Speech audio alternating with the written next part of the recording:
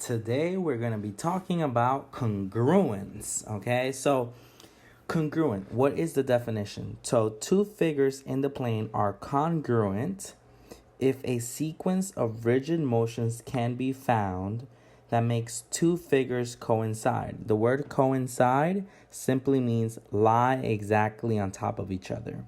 We call this sequence of rigid motions a congruence. So, rigid motion, the word rigid motion means a movement that preserves the shape and size of the original object. Okay, so it's, and here is the definition of congruence. Okay, so if you have a sequence of movements that do not change the shape or size, right, then the two shapes will lie exactly on top of each other. Okay, so what is the symbol for congruence? Here is the symbol for congruence. Okay, it's an equal sign with a squiggly sign on top. That squiggly sign is an approximate symbol. And here's the notation. So we have segment AB is congruent to segment BC. We can also say that triangles are congruent, okay? They can be the same shape and size. And we can say that angles are congruent here. And this could be for segment, lines, rays, okay? Let's look at an example here, okay? So I have two triangles. I have triangle ABC, okay? And I have triangle BDC. Notice the triangles here, okay? Now, let's look at the question.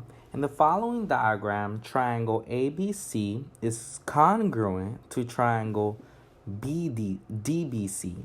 Describe a sequence of rigid motions that would map triangle ABC onto triangle DBC. Now let's talk about the rigid motions. So far we know three rigid motions. We know three of them. These are the three rigid motions that we do know.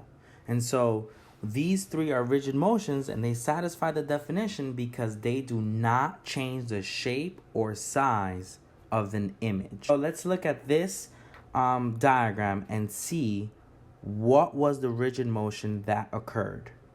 So notice that BC is shared in both triangles and it's acting as a mirror for both triangles.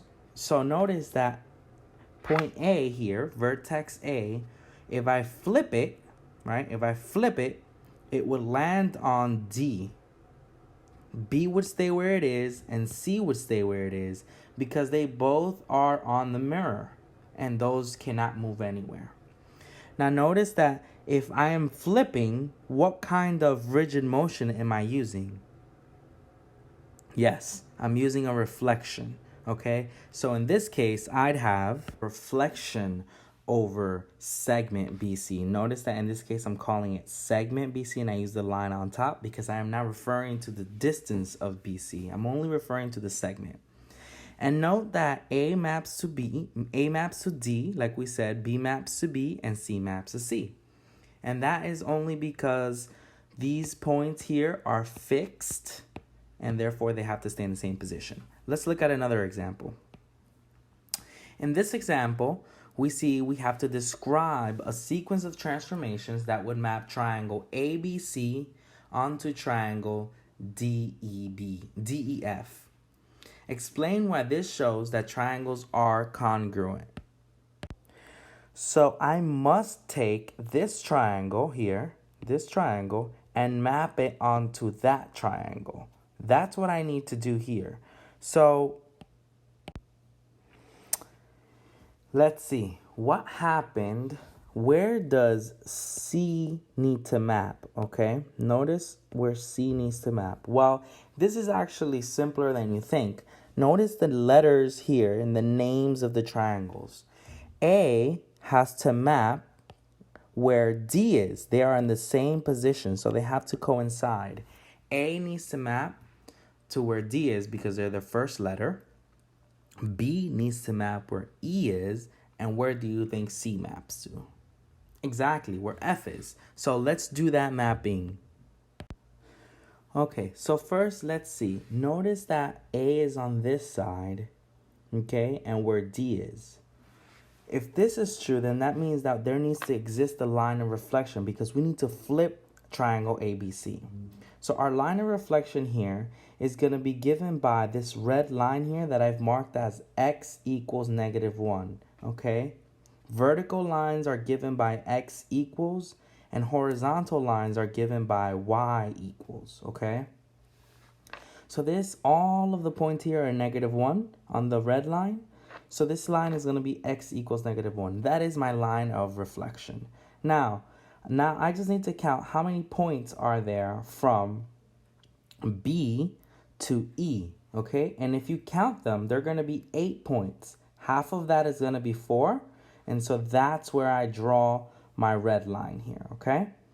Because they need to be exactly halfway, okay? So if this is the amount of points I have, I need to find the middle and draw my line of reflection. Okay, so now that I have my line of reflection established, I know that 1, 2, 3, 4, I need to move 4 points over to the right as well. So let's do that.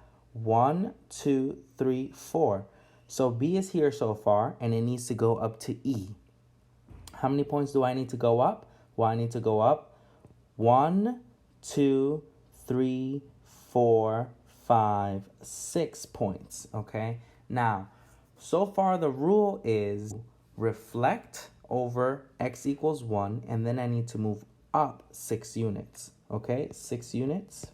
And let's see if that works for the rest of the points. So let's try point C.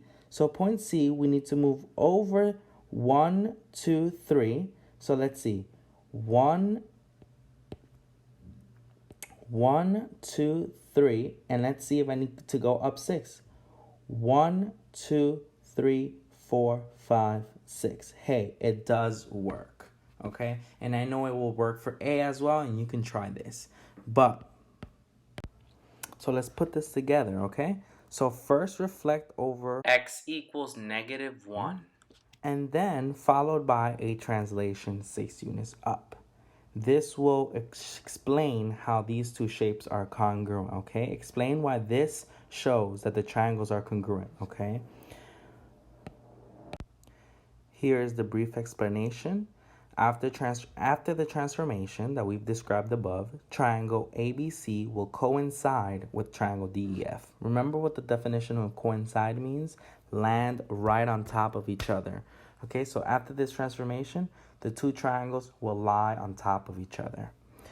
And now, lastly, let's look at your check for understanding, which you know will be your entrance ticket for tomorrow. So for this one, you need to just give a sequence of rigid motions that maps triangle RTS to triangle UTS, and explain how the rigid motion does the mapping.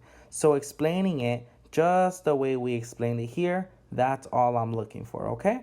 See you tomorrow in class.